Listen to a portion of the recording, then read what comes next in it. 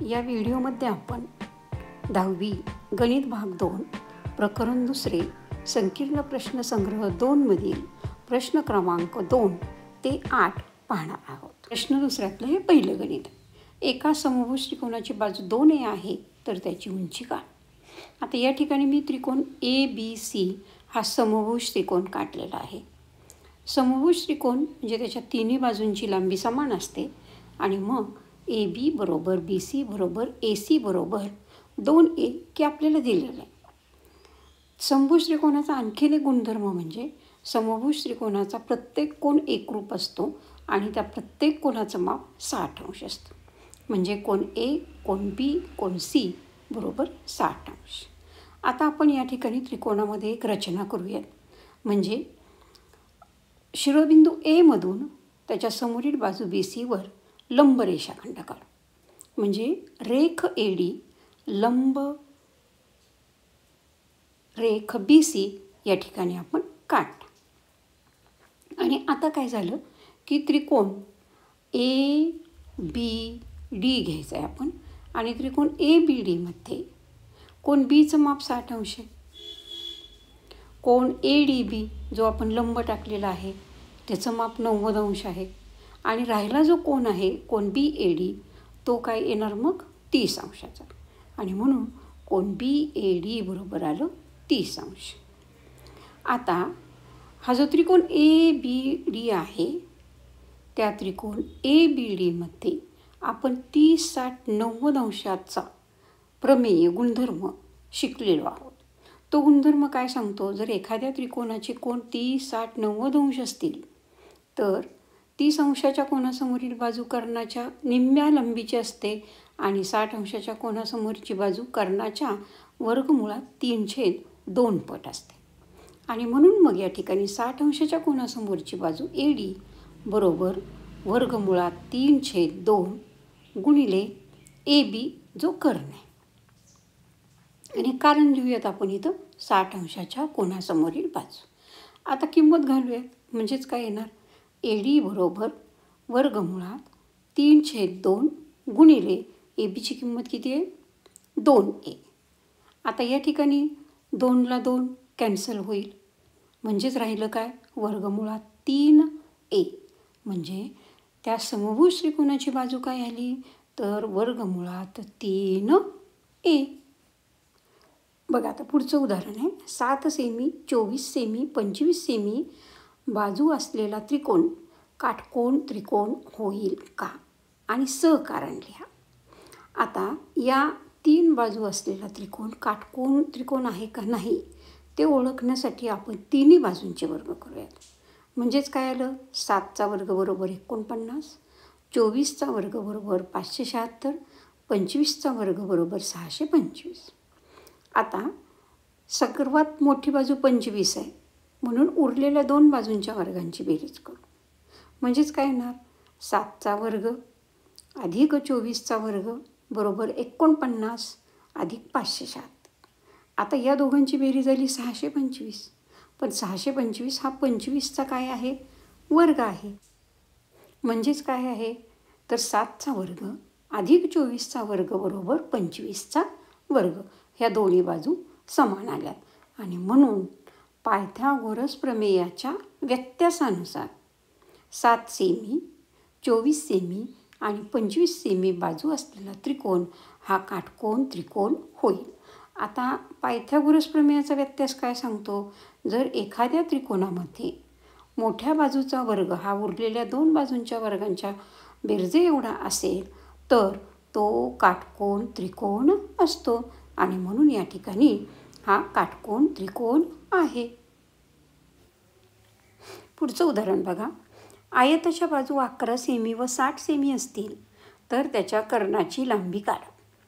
आता आपण या ठिकाणी ABCD हा आयत काढूयात.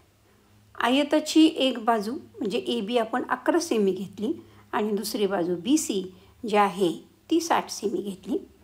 आयताचा प्रत्येक कोन काटकोन असतो आणि म्हणून या ठिकाणी मी काटकोनाच्या खुणा केल्या.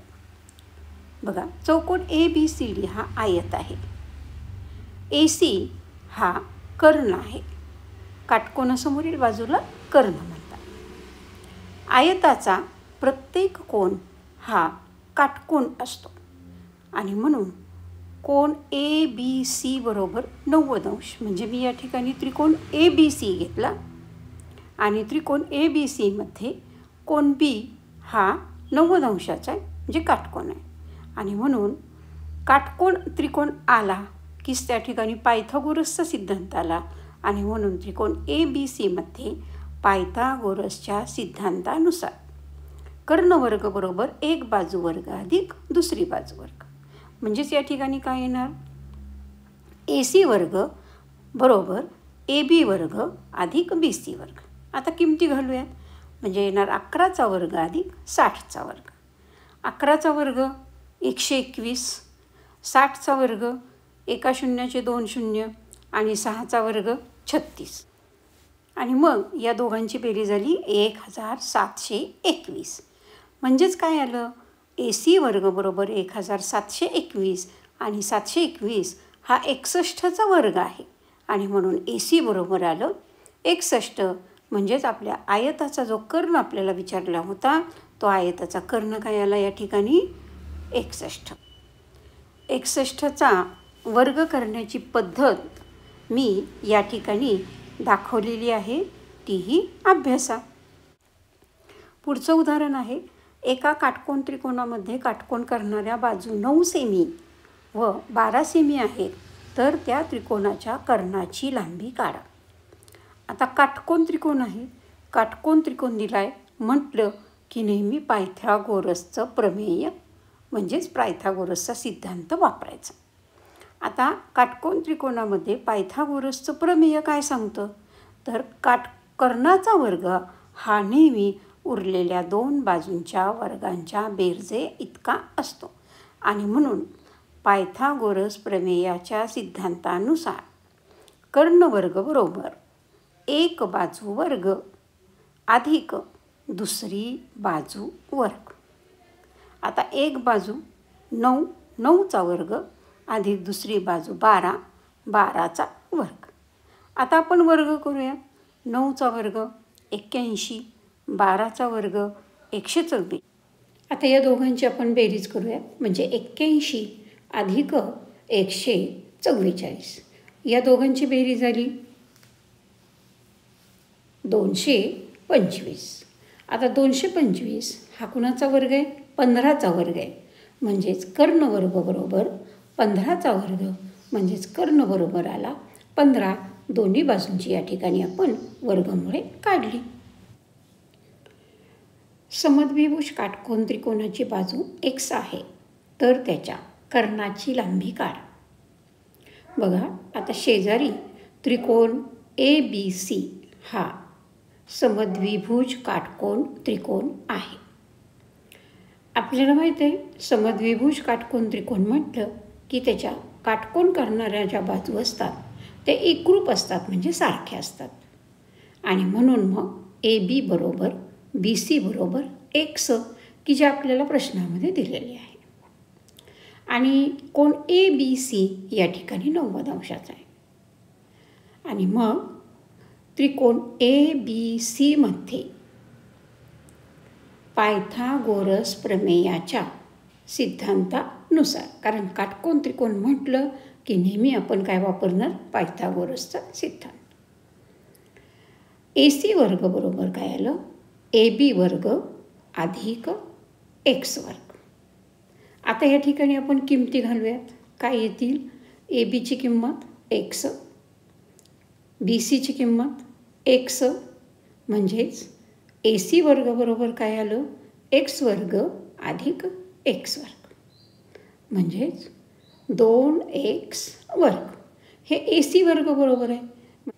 म्हणजेच AC बरोबर वर्गमुळात 2x वर्ग. वर्गमुळात 2 आहे तसे ठेवले, x वर्गचं वर्गमूळ x, म्हणजेच AC बरोबर वर्गमुळात 2x. पुढील उदाहरण, त्रिकोण PQR मध्ये PQ बरोबर वर्गमुळात 8, QR बरोबर वर्गमुळात 5, PR बरोबर वर्गमुळात 3, तर त्रिकोण PQR हा काटकोन त्रिकोण आहे का, आणि असल्यास त्याचा कोणता कोन काटकोन आहे. आता या ठिकाणी आपण किमती घेऊन घेतल्यात.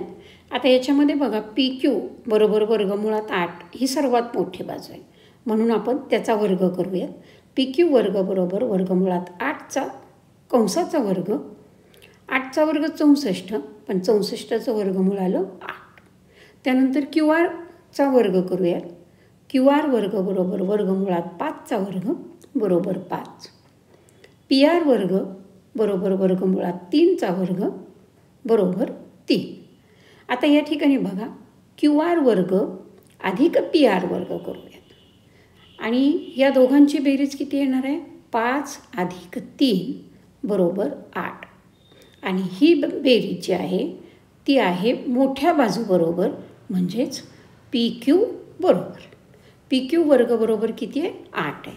म्हणजेच QR वर्ग अधिक PR वर्ग बरोबर आलं PQ वर्ग. आणि म्हणून पायथागोरस प्रमेयाच्या व्यत्यासानुसार त्रिकोण PQR हा काटकोन त्रिकोण आहे. आता आपल्याला प्रश्न विचारला आहे की काटकोन त्रिकोण असल्यास त्याचा कोणता कोण काटकोन आहे. आणि या ठिकाणी कर्ण आहे PQ. मग PQ समोरील शिरोबिंदू आहे R, आणि म्हणून कोण R म्हणजेच कोण PRQ हा या ठिकाणी काटकोन असणार आहे, म्हणजेच तो 90 अंश मापाचा आहे. त्रिकोण RST मध्ये आता माझ्याकडे चुकून इथं RRS झाले, पण त्या ठिकाणी आहे RST.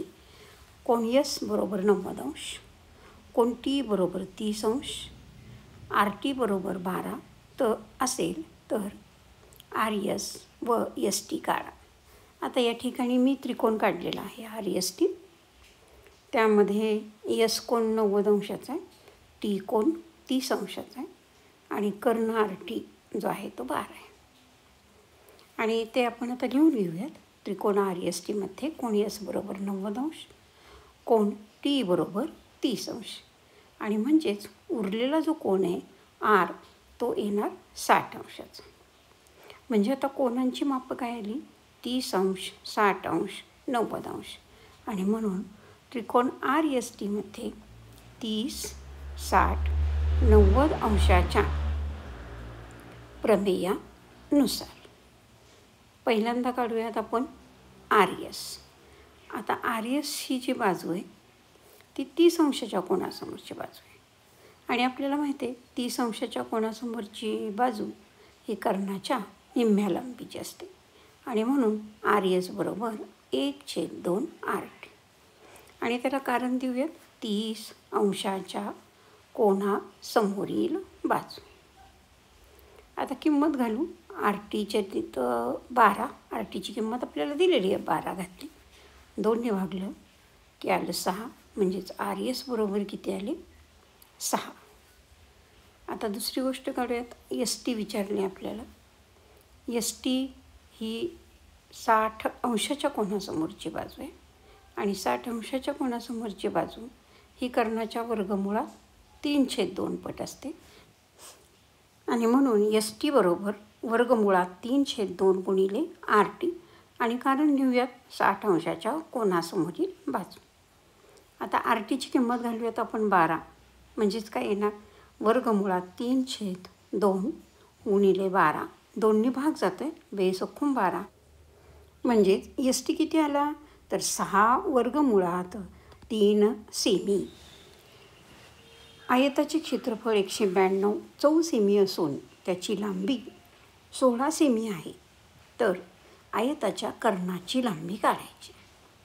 आता आयताच्या कर्णाची लांबी आपल्याला काढायची आहे, म्हणजे आपल्याला आयताची लांबी आणि आयताची रुंदी दोन्ही माहीत असलं पाहिजे. लांबी आहे, आता आपण रुंदी काढूयात. आयताचं क्षेत्रफळ बरोबर लांबी गुणिले रुंदी. किमती घातल्या या ठिकाणी. 192 बरोबर 16 गुणिले रुंदी, म्हणजेच 192/16 बरोबर रुंदी. आता 16नं भागूयात. 16 एके 16, 19मधून 16 गेले की 3 उरले, आणि 16 दुने 32, म्हणजेच रुंदी या ठिकाणी आली 12 सेमी. आता आपल्याला काढायचा आहे आयताचा कर्ण. आयताचा प्रत्येक कोन हा काटकोन असतो, आणि मग म्हणून कुठलं प्रमेय वापरणार आपण, तर पायथागोरसचं प्रमेय. आणि पायथागोरस प्रमेयानुसार कर्णवर्ग बरोबर लांबी वर्ग अधिक रुंदी वर्ग, म्हणजेच 16चा वर्ग अधिक 12चा वर्ग, म्हणजेच 256 अधिक 144 आणि यांची बेरीज झाली 400. परंतु 400 म्हणजेच हा 20चा वर्ग आहे, म्हणजे कर्णवर्ग बरोबर 20चा वर्ग, आणि म्हणून कर्ण बरोबर 20 सेमी. बघा, एका समभुज त्रिकोणाची उंची वर्गमुळात 3 सेमी आहे, तर त्या त्रिकोणाच्या बाजूची लांबी व परिमिती काढा. म्हणजे बाजूच्या अगोदर आपण लांबी काढणार आणि मग परिमिती काढणार आहोत. आता या ठिकाणी मी त्रिकोण काढलेला आहे. बघा, त्रिकोणाला नावं देऊयात आपण. ए बी सी समभुज त्रिकोण आहे, तिन्ही बाजू समान असणार आणि म्हणून तिन्ही बाजू एकरूप चिन्हाने दाखवल्या आणि प्रत्येक कोण हा 60 अंशाचा आहे. म्हणजे बघा, त्रिकोण ए बी सी हा समभुज त्रिकोण आहे आणि म्हणून ए बी बरोबर बी सी बरोबर ए सी बरोबर आपण ए मानूयात, कारण समभुज त्रिकोणाच्या तिन्ही बाजूंची लांबी ही समान असते. आता त्याचप्रमाणे समभुज त्रिकोणाचा प्रत्येक कोन हा समान असतो आणि तो 60 अंशाचा असतो आणि म्हणून कोन ए बरोबर कोन बी बरोबर कोन सी बरोबर 60 अंश. आता त्रिकोणाचा शिरोबिंदू ए जो आहे, त्या ए शिरोबिंदूमधून आपण त्याच्या समोरील बाजू बी सीवर लंब रेषाखंड काढूयात. म्हणजेच रेख ए डी लंब बाजू बी सी. आता त्यामुळे काय झालं, तर त्रिकोण ए बी डी मध्ये बी कोण 60 अंशाचा आहे, रेख ए डी लंब टाकलेला आहे बी सीवर आणि म्हणून कोण बी डी ए किंवा ए डी बी हा 90 अंशाचा आहे. म्हणजेच राहिलेला जो कोन आहे तो म्हणजे कोन बी ए डी हा होणार आहे 30 अंशाचा. आता या ठिकाणी 30, 60, 90 अंशाचे कोन आले, म्हणजेच आपण प्रमेय कुठलं वापरणार, तर 30, 60, 90 अंशाच्या प्रमेयानुसार. आपल्याला ए डी माहीत आहे, काढायचे आपल्याला त्रिकोणाच्या बाजूची लांबी. ए डी ही 60 अंशाच्या कोनासमोरची बाजू आहे आणि म्हणून ए डी बरोबर येणार वर्गमुळात 3/2 गुणिले ए बी, आणि कारण देऊयात त्याला 60 अंशाच्या कोनासमोरील बाजू. आता ए डीची किंमत आपल्याला माहीत आहे, मग ए डीची किंमत घालूयात. म्हणजे वर्गमुळात 3 बरोबर वर्गमुळात 3/2 गुणिले ए बी येणार. आता ए बी बरोबर वर्गमुळात 3/2 बरोबर चिन्हाच्या पलीकडच्या बाजूला पाठवूयात किंवा अगोदर असं लिहूयात, वर्गमुळात 3/2 गुणिले ए बी बरोबर वर्गमुळात 3, आणि मग ए बी बरोबर वर्गमुळात 3 गुणिले 2/वर्गमुळात 3. वर्गमुळात 3ला वर्गमुळात 3 या ठिकाणी जातील आणि मग राहिलं 2, म्हणजे ए बी बरोबर राहिलं 2. म्हणजेच समभुज त्रिकोणाची बाजू ही आली 2 सेमी. म्हणजे ए बी बरोबर बी सी बरोबर ए सी बरोबर 2 सेमी. आता आपल्याला काढायची आहे त्रिकोणाची परिमिती. आता परिमिती म्हणजेच त्रिकोणाच्या तिन्ही बाजूंच्या लांबींची बेरीज असते आणि मग त्रिकोणाची परिमिती बरोबर येणार ए बी अधिक बी सी अधिक ए सी. म्हणजेच 2 अधिक 2 अधिक 2 म्हणजे चालू 6 सेमी, म्हणजे त्रिकोणाची परिमिती. त्रिकोण ए बी सीमध्ये रेख ए पी ही मध्यगा आहे. जर बी सी बरोबर 18, ए बी वर्ग अधिक ए सी वर्ग बरोबर 260, तर ए पी काढा. आता ए पी ही त्रिकोण ए बी सीची मध्यगा आहे. म्हणजेच या ठिकाणी आपण वापरणार आहोत अपोलोनियसचे प्रमेय. मग अपोलोनियसचे प्रमेय काय सांगतो, तर AB वर्ग अधिक AC वर्ग बरोबर 2AP वर्ग अधिक 2BP वर्ग किंवा 2PC वर्ग. कारण P हा BCचा मध्यबिंदू आहे आणि म्हणून BP बरोबर काय असणार आहे? PC असणार आहे. आता या ठिकाणी आपल्याला BP काढावं लागेल अगोदर. BC दिलेला आहे 18 आणि मग BP काय येणार आहे? तर BP बरोबर PC बरोबर 1/2 गुणिले BC म्हणजेच 1/2 गुणिले 18 म्हणजेच किती आलं? 9. म्हणजे BP किती आला? 9 आला. मग आता आपण सूत्रामध्ये किमती ठेवूयात. आता AB वर्ग अधिक AC वर्गची किंमत आपल्याला दिलेली आहे 260 बरोबर 2AP वर्ग अधिक BPची किंमत काढलेली आपण 9 म्हणजे 2 9चा वर्ग म्हणजे 260 बरोबर 2AP वर्ग अधिक 2 गुणिले 81 म्हणजेच काय आलं? 260 बरोबर 2AP वर्ग गुणिले 2 आणि 2 16 म्हणजे 162 म्हणजेच 2AP वर्ग बरोबर 260 वजा 162. आता 162 वजा केले किती वजाबाकी येणार आहे? 98 म्हणजेच AP वर्ग बरोबर 98/2 म्हणजेच AP वर्ग बरोबर 49 आणि 49 हा 7चा वर्ग आहे आणि म्हणून AP बरोबर आलं 7चा वर्ग म्हणजेच AP बरोबर 7. त्रिकोण ABC हा समभुज त्रिकोण आहे.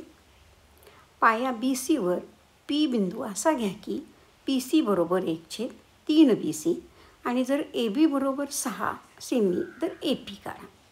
आता या ठिकाणी मी आकृती काढलेली आहे. ABC हा समभुज त्रिकोण घेतलेला आहे, काढलेला आहे आपण या ठिकाणी आणि त्याची प्रत्येक बाजू AB बरोबर BC बरोबर AC बरोबर 6 सेमी दाखवली. आता आपल्याला काय दिलं आहे की PC बरोबर 1/3 BC म्हणजे पाया BC वर आपल्याला P हा बिंदू असा घ्यायचा आहे की BQ बरोबर QP बरोबर PC हे समान आलं पाहिजे. म्हणजे आपल्याला त्या पाया BCचे 3 समान भाग करायचे आणि त्या प्रत्येक समान भागाची लांबी जी असणार आहे ती 1/3 BC म्हणजेच PC बरोबर 1/3 गुणिले 6 म्हणजेच किती येणार आहे? 2 आणि म्हणून BQ बरोबर QP बरोबर PC बरोबर 2 आलं. आता शिरोबिंदू A मधून पाया BC वर लंब रेषाखंड काढला म्हणजे रेख AD लंब बाजू BC म्हणजेच DC बरोबर काय येणार? 1/2 BC पण BCची किंमत 6 आहे म्हणजेच DC बरोबर येणार 3 सेमी. आता आपण घेऊयात पहिल्यांदा त्रिकोण ADC मध्ये. ADC मध्ये कोण D हा 90 अंशाचा आहे आणि म्हणून पायथागोरसच्या प्रमेयाचा आपण वापर करूया आणि मग पायथागोरस प्रमेयानुसार AC वर्ग बरोबर AD वर्ग अधिक DC वर्ग. किमती घालूयात आता या ठिकाणी आपण. ACची किंमत आहे 6, 6चा वर्ग बरोबर AD आपल्याला काढायचा आहे, AD तसाच ठेवते मी. AD वर्ग अधिक DCची किंमत आपण वर काढलेलीच आहे 3चा वर्ग म्हणजेच AD वर्ग बरोबर काय आलं? 6चा वर्ग वजा 3चा वर्ग म्हणजेच 36 वजा 9 आणि मग AD बरोबर 36मधून 9 गेले की आले 27 म्हणजे AD वर्ग बरोबर 27 म्हणजेच AD बरोबर आलं वर्गमुळात 27. आता 27ची आपण फोड करूयात म्हणजेच येणार 9 गुणिले 3 9चं वर्गमूळ 3 बाहेर काढू, म्हणजेच AD बरोबर आलं 3 वर्गमुळात 3. पण आपल्याला विचारलं आहे काढायला AP काढायला. आणि मग आता आपण घेऊयात त्रिकोण ADP मध्ये. पुन्हा D कोण जो आहे तो काटकोन आहे, 90 अंशाचा कोण आहे, म्हणजेच आपण कुठलं पुन्हा पायथागोरसचा सिद्धांत वापरूया. मग पायथागोरसच्या प्रमेयानुसार काय येणार आहे, कर्ण कुठला आहे, AP आहे. म्हणजेच काय येणार, AP वर्ग बरोबर AD वर्ग अधिक DP वर्ग. आता किमती ठेवूयात. AP वर्ग आपल्याला काढायचा आहे तसाच ठेवूयात, किमती घालूयात.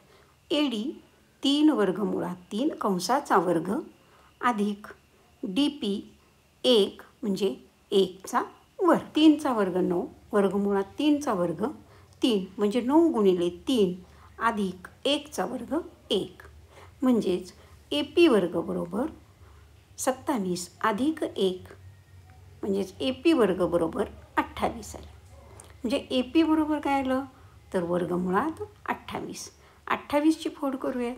7 चौक 28, 4 7 28 आणि 4चं वर्गमूळ 2 बाहेर काढू, म्हणजेच AP बरोबर आले 2 वर्गमुळात 7. बघा कृतीमध्ये M दरम्यान, Q दरम्यान, R दरम्यान N. तर आपल्याला सिद्ध करायचं आहे की PM बरोबर PN बरोबर वर्गमुळात 3A.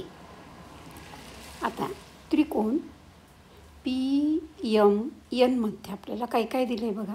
MQ बरोबर QR बरोबर आपण आता घेऊयात त्रिकोण बरोबर PMR बरोबर PQ. आता या PMR या कृतीत दाखवलेलं आहे कुठल्या कुठल्या बाजू A दिलेल्या आहे बरोबर QR बरोबर MQ बरोबर A दिलेले आहे. आता त्यापैकी आपण MQ बरोबर QR हे जर घेतलं तर आपल्या लक्षात येईल की Q हा बिंदू रेख MRचा मध्यबिंदू आहे. म्हणजेच PQ ही काय झाली, त्रिकोण PMRची मध्यरेखा झाली. आणि मग आपण त्रिकोण PMR मध्ये अपोलोनियसच्या प्रमेयाचा वापर करूया. मग अपोलोनियसच्या प्रमेयानुसार काय येणार, PM वर्ग अधिक PN वर्ग बरोबर 2 PQ वर्ग अधिक 2 MQ वर्ग. आता आपण किमती ठेवूया त्या ठिकाणी. PM वर्ग आपल्याला काढायचा आहे, तो तसाच ठेवणार.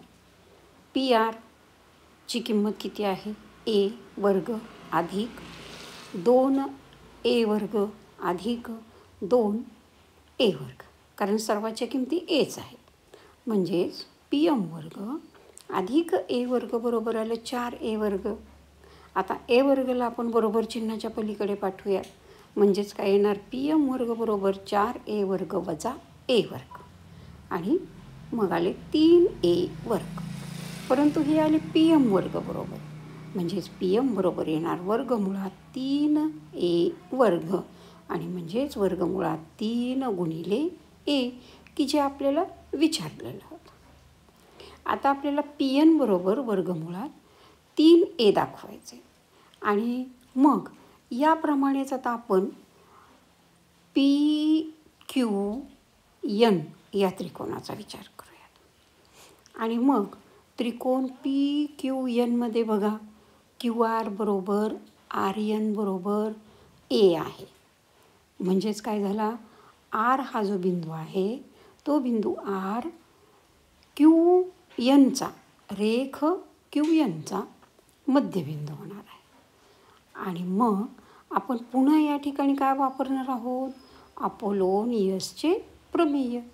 आणि मग अपोलोनियसच्या प्रमेयानुसार काय येणार आहे तर PQ वर्ग अधिक PN वर्ग बरोबर 2 PR वर्ग अधिक 2 RN वर्ग. मग किमती घालूया. PQची किंमत A आहे, PRची किंमत A आहे, RNची किंमत A आहे.